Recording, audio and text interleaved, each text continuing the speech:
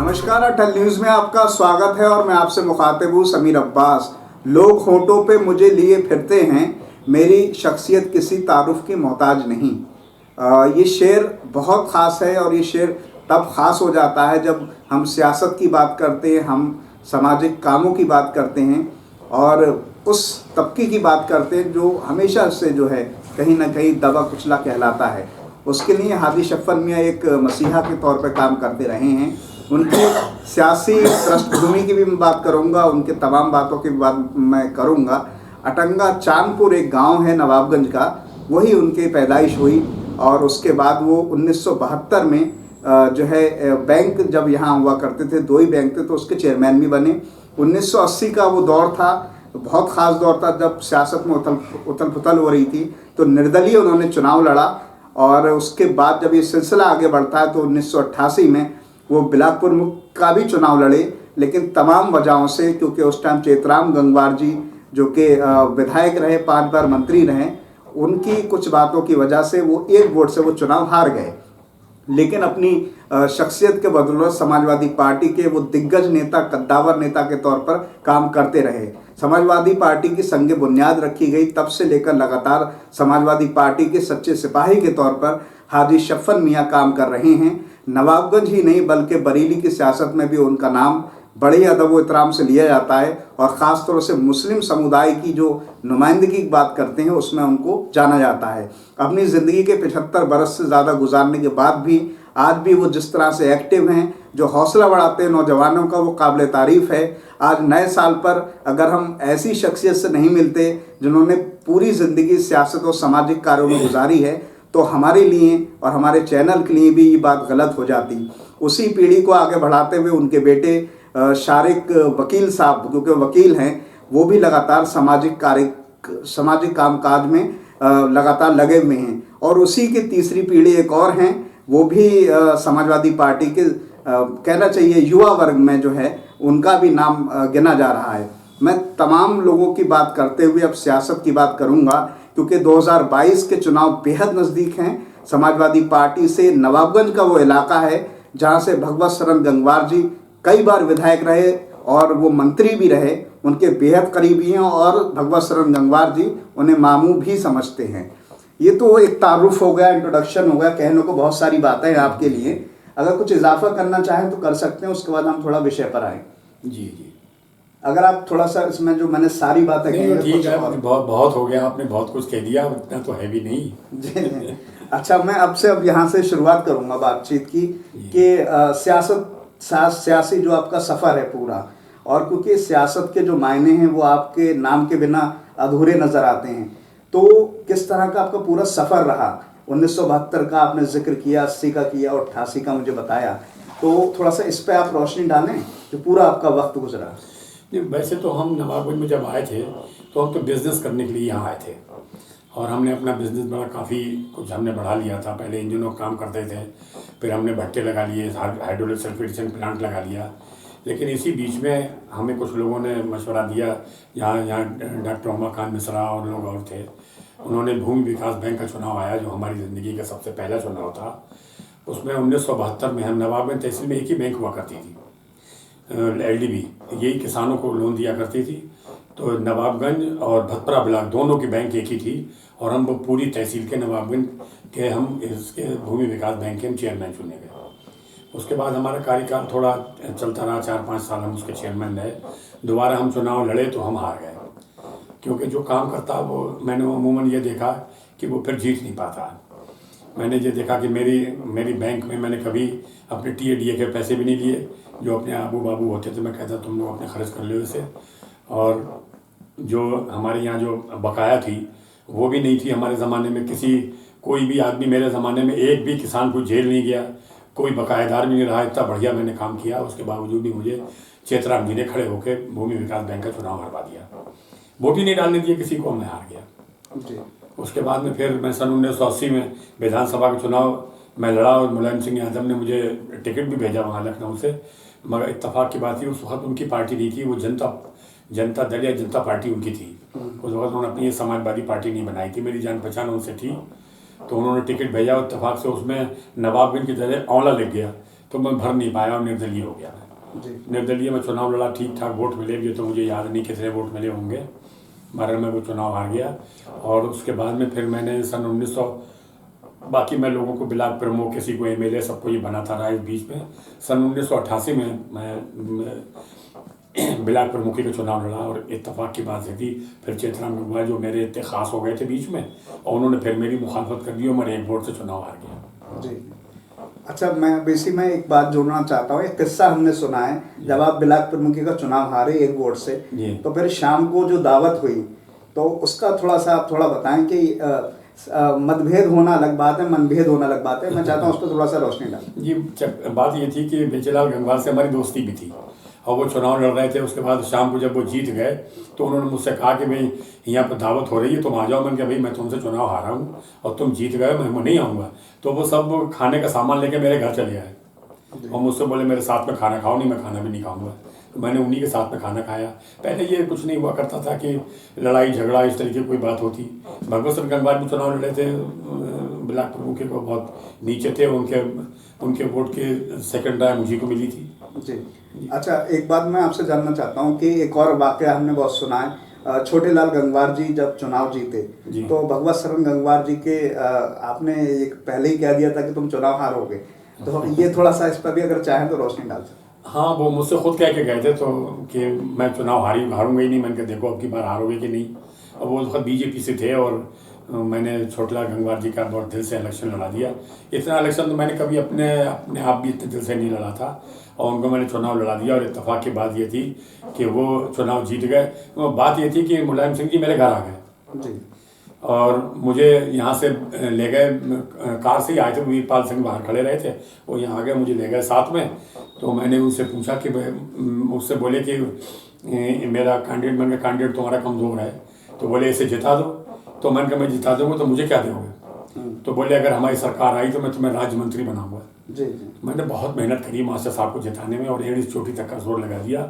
और मास्टर साहब इत्तेफाक में बहुत शरीफ आदमी भी हैं और उनकी शराफत थी कुछ और मेरा कुछ उनके साथ था और वो एमएलए बन गए। जी। बड़ी सुनहरी यादें हैं और जाहिर है कि सियासत की वो बातें कर रहे हैं जो अब दौर ख़त्म हो चुका है, लेकिन नवाबगंज में जो वक्त है जो सियासत का, बहुत कुछ सीखा जा सकता है हाजी शफ़न मियाँ साहब से। हम लगातार सिलसिले को जारी रखेंगे, मौजूदा सियासत की भी बात करेंगे। मैं थोड़ा सा आगे की तरफ बढ़ रहा हूँ। ये एक दौर था, एक बड़ा अच्छा एरा गुजरा चेतराम गंगवार जी का। एक बात, ये बात ठीक है कि मुखालफत की कुछ बात 88 की आपने बताई, लेकिन उनके बारे में और कुछ अगर आप चाहें चेतराम गंगवार, क्योंकि नवाबगंज की सियासत में और आबदा बेगम का भी मैं चाहता हूँ थोड़ा सा जिक्र करें, क्योंकि फ़खरुद्दीन अली अहमद साहब की वो वाइफ थी और बरेली की सांसद भी बनी। थोड़ा सा उनके बाद मैं चाहता हूँ आबदा बेगम साहब के बारे में थोड़ा सा। चेतराम गंगवार वैसे बहुत शरीफ आदमी थे, ईमानदार आदमी थे, अपने घर के बड़े जिम्मेदार भी थे वो। लेकिन वो सियासत तो ऐसी चीज़ होती है, कोई अपनी सीट कुर्सी थोड़ी दे देता है। तो इसलिए उनके सामने मजबूरी थी जो मुझे उन्होंने हरवा दिया। और फिर भी हमारे उनके ताल्लुकात बने रहे, वो हमारे यहाँ आते जाते रहे। लेकिन हमने उनसे ये उसी दिन कह दिया था कि तुम भी आपकी विधानसभा में नहीं पहुँचोगे। और अल्लाह का कुछ ऐसा कर्म हुआ कि गेंदरलाल चुनाव जीत गए, वो हार गए। और बेगम आबदा अहमद की तो बात ये थी, उनसे हमारी बेगम साहब की कुछ हल्की सी रिश्तेदारी भी होती थी। हालांकि नवाब मुजाहिद भाई से वगैरह से तो उनकी रिश्तेदारी थी, लेकिन बदायूं में हमारी जो बीवी थी उनके वहाँ चचा रहते थे, उनसे उनकी कोई रजिस्दारी होती थी। इसलिए उन्होंने सबसे ज़्यादा मुझे बहुत अहमियत दी। नवाबगंज में मेरे यहाँ के अलावा वो किसी घर नहीं गई, जहाँ भी गई मेरे बगैर कहे नहीं गई। और मेरा बहुत उनके ज़माने में मेरा बहुत सम्मान रहा। और उस ज़माने के जो कलेक्टर थे वो अक्सर मेरे यहाँ आते थे और मुझसे कहते थे बेगम आबदा अहमद बहुत बुरी भली कह रही, सफन भाई तुम भी जाके उन्हें बताओगे। वो थे, डीआईजी साहब थे और सब लोग थे। बड़ा एक रसूख रहा सबका, बड़ा बहुत अच्छे ढंग से। बेगम साहब का वो पीरियड कट गया और 2 बार यहाँ की मेंबर ऑफ पार्लियामेंट बनी। और लेकिन मेरा भी बड़ा सम्मान रहा उनके साथ में और बहुत समझती थी मुझे। जी। एक चीज़ और हम आजकल के टाइम में देखते हैं कि ये वो घर है, यहाँ पर हर पार्टी, चाहे वो समाजवादी पार्टी से हो, बीजेपी हो, कांग्रेस हो, वहाँ के जो बड़े लीडर हैं वो आज भी इस घर में आते हैं। क्योंकि जैसे मैंने जिक्र किया, बेगम आबदा जो कांग्रेस की थी, और इसके अलावा समाजवादी पार्टी का भगवत शरण गंगवार जी और चेतराम गंगवार जी के बारे में भी बताया है। तमाम चीज़ें हैं और आज भी वो सिलसिला जारी है, लगातार जुड़े हुए हैं। मैं अब थोड़ा सा और आगे बढ़ूँगा। भगवत शरण गंगवार जी कि पूरी अगर हम सियासी वो चीज़ें देखें तो एक लंबा उनका भी 25-30 साल का अरसा हो गया है, और आपसे तो उनका ख़ास रिश्ता है, रूहानी रिश्ता है, मामू कहते हैं। इस पर थोड़ा सा पर्दा हटाएं, किस तरह का उनसे रिश्ता है? भगवत सिंह गंगवार तो जब पॉलिटिक्स में जब आए थे शुरू से मेरा उनसे बहुत पुराना वास्ता है, और वो हमेशा मेरे घर आते जाते रहे। और उनके जो रिश्तेदार थे, जीवन राम वगैरह, कुंवर सेन वगैरह, ये जितने भी थे, ये सब मुझे मम्मा कहते थे। उसी के नाते से भगवत सिंह भी मुझे मामू ही कहते हैं। और बहुत, यहाँ तक कि आप ये समझिए, बेगम आबदा अहमद को मैंने अहमदाबाद में मीटिंग करवाई, और मैंने अहमदाबाद का पोलिंग बेगम आबदा अहमद उस बार जीती थी, और उन्होंने भगवत सिंह घर के खाना खाया था। उनके लड़कों ने भी एक बार खाना खाया, और बेगम साहब भी उनके घर गई, और बड़ी आखिरी टाइम तक उन्होंने बड़ी तारीफ़ की कि बहुत शरीफ लोग हैं, बहुत अच्छे लोग हैं। और भगवत सिंह वाकई है भी, बहुत ठीक हैं, शरीफ हैं, अच्छे हैं, और मेरी वो बड़ी कदर करते हैं, इज्जत करते हैं। मुझे तो जब मिनिस्ट्री का पीरियड था उस वक्त भी वो मुझे जब गेट तक बाहर छोड़ने आते थे, मैं कहता था भी तुम मिनिस्टर हो, बैठो वहीं पर। मैं नहीं मामू, कैसी बातें कर रहे हैं आप, तो मेरे लिए माननीय है। और जहाँ कहीं कभी कोई मीटिंग भी हुआ करती थी, कई बार ऐसा हुआ, एक बार एक गांव है यहाँ त्यार जागीर में, वहाँ पर एक मीटिंग थी, तो उसमें एक कुर्सी मंत्री जी के लिए पड़ी जो बहुत ऊंची थी, और मैं उनके बराबर में थे, तो उन्होंने वो कुर्सी हटवा दी। बोले ना, या तो ऐसी दूसरी कुर्सी हो तो मम्मा के लिए लाओ, और नहीं तो मेरी भी उन्हीं की तरह डालो। तो मेरा उन्होंने बहुत सम्मान किया। मैं उनका इस बात का बड़ा कर्जमंद हूँ। बहुत उन्होंने मेरी बहुत ज़्यादा मेरे सम्मान करते हैं। मेरे ही नहीं, वो मेरे घर के एक ऐसे मेंबर थे, जब उनका चुनाव होता था तो मेरे यहाँ आके वो अक्सर मेरे घर पे रुक जाया करते थे, और मेरे बीवी को वो मामी कहते थे, बच्चों को सबको वो वैसे ही वही प्यार देते हैं। जी, मैं थोड़ा सा आगे की तरफ आगे बढ़ रहा हूँ। 2022 का चुनाव भी नज़दीक है। यहाँ भी आपके सारे लोगों से अच्छे रिश्ते हैं, चाहे वो बीजेपी के रमेश गंगवार जी हों, डॉक्टर MP आर्य साहब हों, विशाल गंगवार जी हो, मरहूम केसर गंगवार जी से भी आपके वैसे ही रिश्ते रहे हैं। अब मैं थोड़ा सा आगे की तरफ बढ़ रहा हूँ। 2022 के चुनाव में आपके ताल्लुकात सभी जगह अच्छे हैं, लेकिन 22 में जो है इस बार किसके सिर सेहरा बांधने की तैयारी? देखिए, हमारा नाम तो भगवत सिंह से जुड़ा हुआ है जी। हमारे पास तो कोई हमसे वोट को कहने भी नहीं आता, तो और हम किसके बारे में सोचेंगे? भगवत सिंह के बारे में सोचेंगे। हालांकि रमेश गंगवार से हमारे मझले बेटे की बहुत दोस्ती है। रमेश गंगवार हमारे पैर छूते हैं, हमारे गांव के पास के हैं, रहने वाले हैं, हमारा बहुत पुराना उनसे रिश्ता है, हमें चचा कहते हैं वो। लेकिन वो रिश्ते अलग हैं, लेकिन पॉलिटिकल रिश्ता हमारा भगवत सिंह से है। जी, तो रमेश गंगवार जी को आशीर्वाद नहीं देंगे? अब मैं इसके बारे में तो कुछ नहीं कहूँगा, लेकिन मैं तो भगवत सिंह का पुराना आदमी हूँ, और मैं तो कोशिश यही करूँगा कि भगवत सिंह गंगवार MLA बने, और आगे जाके उनकी सरकार बने और मंत्री बने। अच्छा, मैं आपसे अब ये बात जानना चाहता हूँ, 2-3 सवाल और रह गए हमारे। आपने सियासत का हर दौर देखा है। आपने वो दौर भी देखा है जब चुनाव हारने के बाद शाम को दावत हुई और साथ में बैठ के खाना खाया गया। आपने हर तरह का सियासत को देखा है। आज के हालात दूसरे हैं, आज अजीब व गरीब तरह की सियासत हो रही है। क्या बदलाव देखते हैं और क्या मैसेज देना चाहते हैं जो लोग सियासत की तरफ अपना तवज्जो पैदा कर रहे हैं, जो आगे की तरफ बढ़ रहे हैं? अरे आज का तो ज़माने पता नहीं यानी क्या हो गया इन लोगों को। केसर सिंह भी मेरे पैर छूते थे, मेरी बड़ी इज्जत करते थे वो। संतोष कुमार गंगवार भी मुझे बहुत मानते हैं, सब लोग मुझे मानते हैं, लेकिन कहीं मैंने ऐसा नहीं देखा कि वो इस दौर में इतना बड़ा फ़र्क आ गया कि बिलासपुर मुखी में गोली चलने लगी, कहीं लड़ाई झगड़े होने लगे। ये हमारे ज़माने में ये कुछ नहीं होता था। हमारा चैतराम जी ने चुनाव लड़ाया, बेचेलाल गंगवार, वो जीत गए, और हम दोनों ने साथ बैठ कर खाना खाया। उसके बाद में 15-20 दिन के बाद सैथल में मीटिंग हुई, तो मैं वहाँ गया हुआ था, तो बेचेलाल गंगवार वहाँ भी बोले आओ हम लोग इधर खाना बैठ के खाएंगे। हम लोगों ने वहाँ भी अलग बैठ के खाना खाया। तो चैतराम जी बोले हमसे लड़ाई करा दी, तुम दोनों एक हो। तो पहले ज़माने में ये कुछ नहीं होता था, और वोटर भी मतलब उसी टाइप के थे, कोई पैसे वैसे का कुछ नहीं। मेरे तो इलेक्शन में भी कोई ज़्यादा पैसा नहीं खर्च हुआ। मैंने तो बहुत कम पैसों में विधानसभा का चुनाव होता था, बहुत कम पैसों में उसका चुनाव होता था। मैं जिला पंचायत का भी चुनाव लड़ा, लेकिन मुझे कहीं कामयाबी नहीं मिली है। ये मेरा बड़ा बैड लक रहा कि नवाबगंज में इतने रसूख मेरे हैं, हर मेरे ऊपर वो इल्ज़ाम नहीं लगता कि हिंदू मुस्लिम वाला। मुझे 36 वोट कुर्मियों के थे, मुझे 16 वोट मुझे मिले। आज के ज़माने में कोई नहीं ले पाएगा ये। जी जी। अच्छा, मैं आपसे अब ये जानना चाहता हूँ कि आपकी पीढ़ी को आगे बढ़ाते हुए आपके बेटे एडवोकेट शारिक साहब भी सियासत की तरफ अपना रुझान रखते हैं, और आपके पोते भी तवज्जो काफ़ी रखते हैं, भले उनकी उम्र कम है लेकिन जज्बा ज़्यादा है समाजवादी पार्टी हाँ, के हाँ, लिए। हाँ।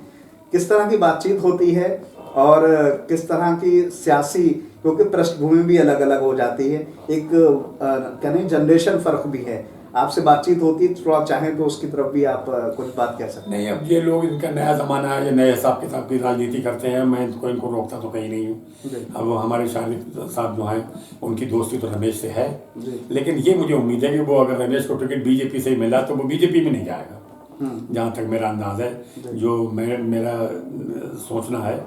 तो वो किसी और पार्टी की बात हो तो मैं नहीं कह सकता, मैं किसी को रोकूंगा भी नहीं। जी। मैं अपनी बात करता हूँ, मैं तो भगवत संघ का आदमी हूँ, भगवत संघ का पक्का हूँ और मैं उन्हीं के साथ रहना चाहूँगा। जी। अच्छा, नवाबगंज की सियासत जो मैं नगर पालिका की बात कर रहा हूँ, उसको किस तरह से आप देखते हैं, क्योंकि उसको लेकर भी बहुत सारे आरोप लगते हैं, बहुत सारी बातें चलती हैं। नगर पालिका में तो थोड़ा मैं ये देखता हूँ, हिंदू मुस्लिम पे बिरादरीवाद पे चुनाव होता है, जहाँ तक मेरा अंदाज़ है। अब उसमें आगे जाके क्या मालूम किसका होगा, लोग तो पता नहीं जाने कैसी कैसी बातें करते हैं, मैं उसके बारे में क्या आपको बताऊँ। जी। हमारे शारिक साहब भी चुनाव लड़ने के इच्छुक हैं, तो अब उन्होंने देख लिया होगा कुछ। मैं बहुत ज़्यादा सक्रिय नहीं हूँ बहुत राजनीति में। भगवत संघ मेरे घर पे आते हैं, कहते हैं चलो मम्मा उसमें मीटिंग में चलो। मैंने कहा अभी तुम आखिर में तुम्हारी मीटिंगें होंगी, उसमें चला जाऊँगा मैं, इस वक्त मेरी तबीयत ठीक नहीं है और मैं 77 साल का हो जाऊँगा 3-4 महीने के बाद, तो मैं एज फैक्टर भी कुछ ऐसा है कि मैं ज़्यादा मेंटेन नहीं कर पाता हूँ। जी। जी। अच्छा, आखिरी एक दो बातें और मैं आपसे करना चाहता हूँ, क्योंकि हमारी गृह भूमि जो है, जन्मभूमि और कर्मभूमि सेंथल है। सेंथल के लोगों के बारे में और सेंथल की सियासत के बारे में किस तरह का ख्याल रखते हैं, क्योंकि आपने बड़ा मतलब वक्त देखा है, वो सेंथल का दबीर हुसैन साहब का देखा है और भी तमाम लोगों का देखा होगा, किस तरह का चीज़ें देखते हैं और आज के टाइम में। मैं सेंथल का बड़ा कर्जदार हूँ साहब। सेंथल वालों ने मेरी बड़ी मदद करी। सन 1980 में मुझे सेंथल में 75% वोट मुझे को मिला था। वो थोड़े से वोट अफजाल मेहंदी भाई ने पता नहीं जाने किसके कहने से इधर उधर कर दिए थे, और नहीं तो सेंथल का पूरा समर्थन मेरे हमेशा साथ रहा। और ब्लॉक प्रमुखी के चुनाव में भी सब लोग मेरे साथ रहे। गुड्डू भाई मरहूम अब तो नहीं हैं, लेकिन वो मेरे बड़े ख़ास लोगों में गिने जाते थे।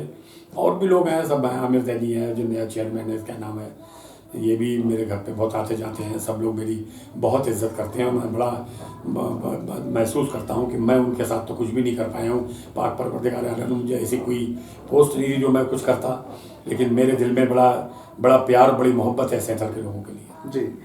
मैं अब आखिरी मरहले में हमारा इंटरव्यू पहुँच रहा है। सारी हमने बात करी सियासत की, लेकिन 22 में आपको लगता क्या है, क्या अखिलेश यादव जी दोबारा से सीएम बनेंगे या योगी आदित्यनाथ जी की फिर से उम्मीद? देखिए, ये मुसलमान के वोट के ऊपर है। इनका वोट का डिवीज़न नहीं हुआ जी। तो अखिलेश जी को सीएम बनने में कोई नहीं रोक पाएगा। 150 सीटें ऐसी हैं जहां मुसलमान जिसको चाहे उसको जितवा दे। जी। और मुझे पूरी उम्मीद अब भी यही है कि अखिलेश जी की सरकार बनेगी और बनना भी चाहिए। थोड़ा सा बदलाव आ जाए, ज़रा अच्छी बात है। तो मुझे पूरी उम्मीद यही है कि वही बनेंगे। बस एक आखिरी सवाल और जहन में उठा है। नवाबगंज की जब हम पूरी वोटिंग की बात करते हैं तो तकरीबन 1,20,000 1,30,000 से ज़्यादा मुस्लिम आबादी है, मुस्लिम वोटर हैं यहाँ, लेकिन मुसलमानों की नुमाइंदगी करने वाला आज तक कोई नुमाइंदा नहीं आया यहाँ। पूरा अगर हम सियासत को उठा लें, कायस समाज से आए हैं, कुर्मी समाज से आए हैं और उन्हीं का दबदबा रहा है। क्या वजह मानते हैं कि मुस्लिम नुमाइंदगी नज़र नहीं आती? हाँ, ये बात बिल्कुल आपने सही कही। मुस्लिम नुमाइंदगी नहीं है और वोटर तो इतना है मुसलमान की कोई और है ही नहीं। इतना करीब 130 से भी आप बता रहे हैं, उससे भी ऊपर ही निकलेगा वोट, इससे कम नहीं है। और लेकिन ये बात सही है कि बाहर के लोग आ जाते हैं, वोट लेके चले जाते हैं। यहाँ पर तो कोई ऐसा है नहीं। अब हमारी सक्रियता इतनी नहीं रही। हम जब चुनाव लड़ते तो जब वो ज़माना और था, अब हम चुनाव लड़ने की पोजीशन में नहीं हैं। और अब तो ये बच्चे हैं हमारे, शारिक साहब है और हैं, ये कोई अपनी नुमाइंदगी मुसलमानों को करें और उन्हें एक्सेप्ट करे तो कुछ हो सकता है, नहीं तो मुसलमानों को कोई नुमाइंदगी यहाँ ख़ास नहीं है।